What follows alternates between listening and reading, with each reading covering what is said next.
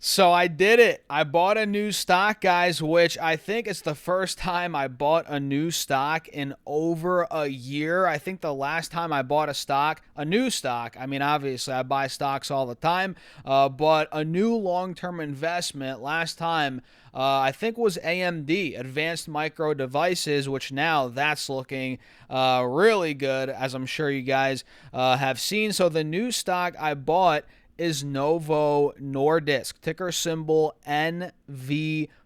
This stock has been going through it, guys. Profit challenges, profit warnings, new CEO, competition. Oh my God, is Ozempic, Wegovy, is it over? Are they going to get thrown out of the market, right? Which obviously that's not going to happen, but there's a lot going on. And what I like to do is to buy quality companies with quality products that are not going anywhere, that are growing, right? That are trading at cheap valuations, which I think Novo Nordisk is trading at a cheap valuation right now.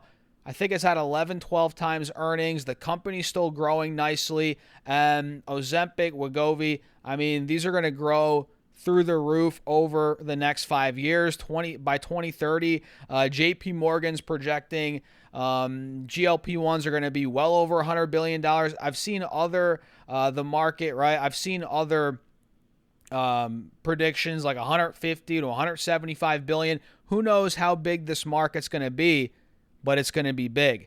And Novo Nordisk has a big piece of the market. So I'm not going to go too crazy deep into the into the company in this video, guys, because quite frankly, I want to go over some other earnings that came out, and of course, cover another company here, Eli Lilly, which is a competitor to Novo Nordisk.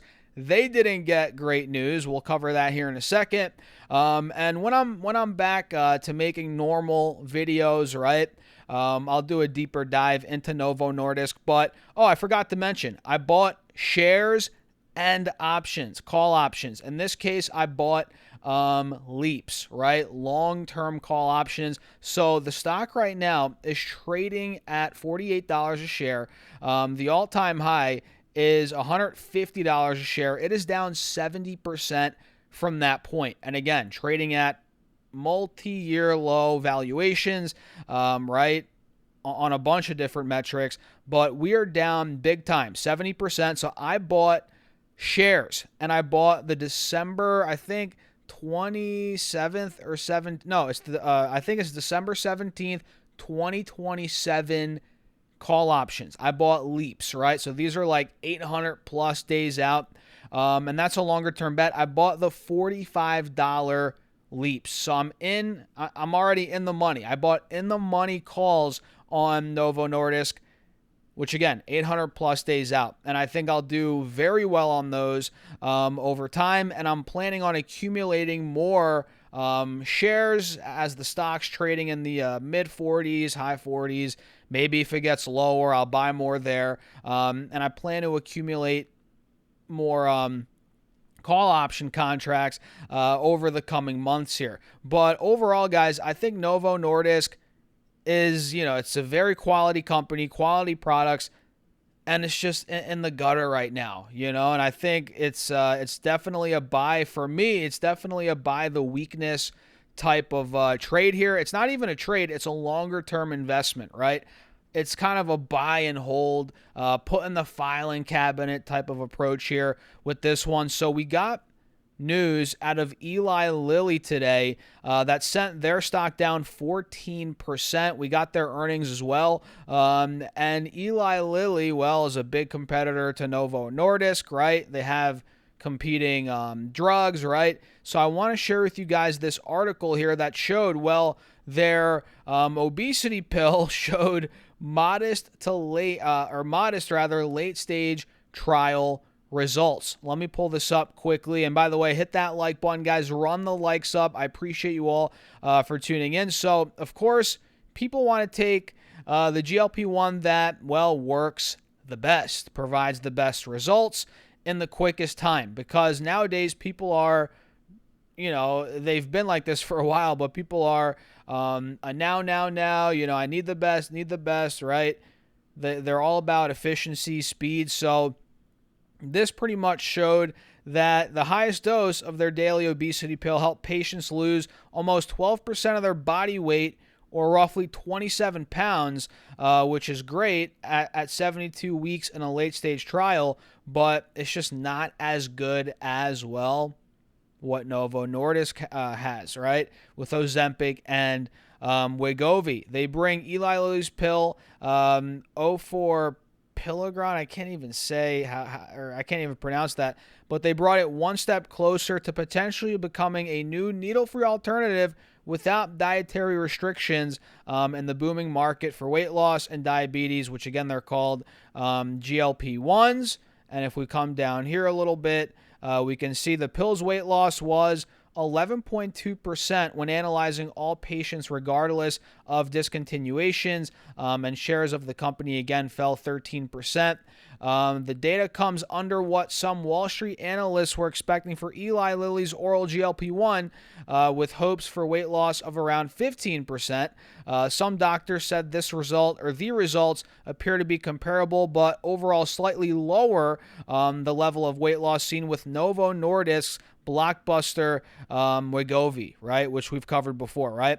So some doctors also made a note of the number of patients on the highest dose of the pill who discontinued treatment due to side effects or any other reason in the trial. Still, other doctors lauded the results and the potential of the pill to reach new patients, such as those who are afraid of needles. So that is a different angle that Eli's taken there. But at the end of the day, man, people are going to go with what is the most efficient, what works the most. And yes, some people have needle phobia, right? I don't know anybody with that. Heck, I don't know anybody on any of this stuff. But, you know what I mean? But I'm sure a lot of people are low-key, though. But we can see here injectables have set a high bar, but this study reinforces the potential for an oral GLP-1 to be transformative in obesity care, particularly for patients who are hesitant to start or maintain injectable therapies, right? So, yeah, Eli Lilly is not disappointed with these results, according to their, who said this? David Ricks. I think that's their CEO, right? It's right on thesis for us. So if they're able to do this, man, this could be a big, big competitor to Novo Nordisk. But again, I'm sticking to my theory of, again, people want efficiency. They want what's best.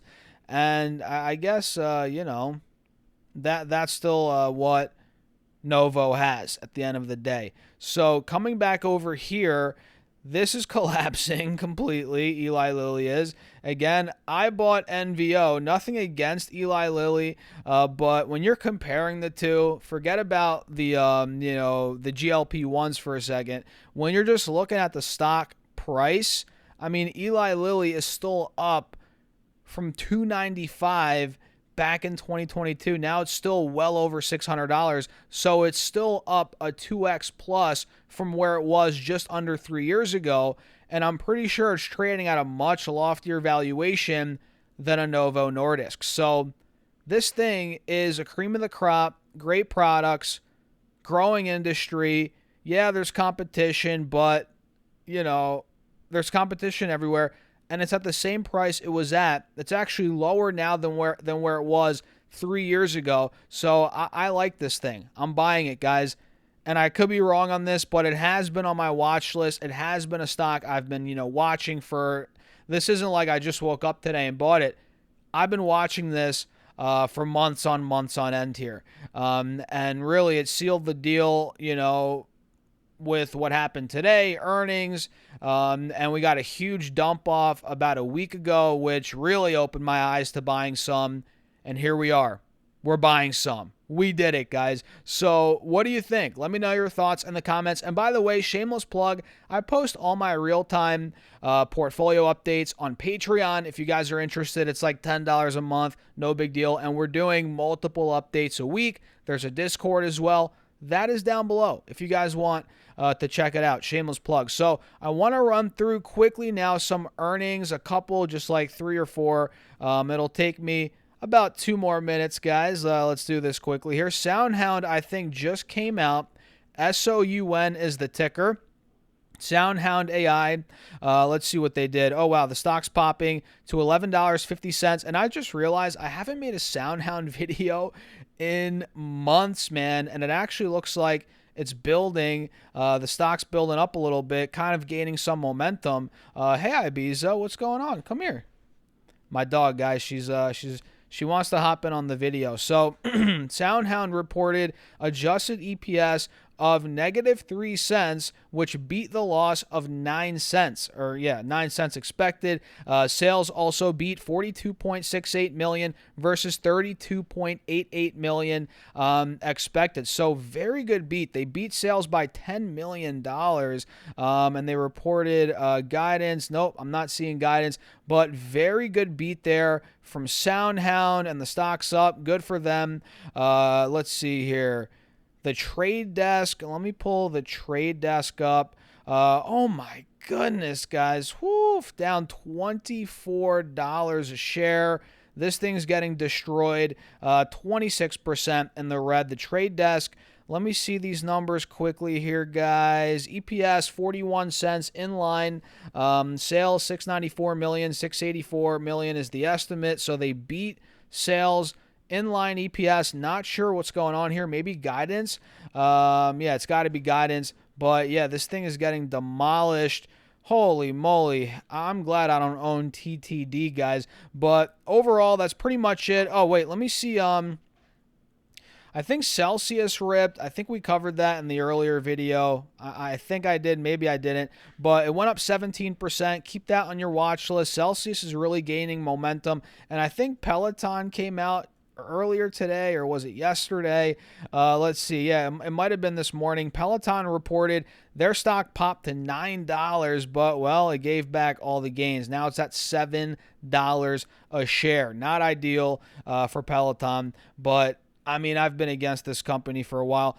I don't know how they're still around, to be honest. But with that being said, guys, I'm going to wrap the video up. Hit the like button. Feel free to subscribe, and I'll catch you all in the next one.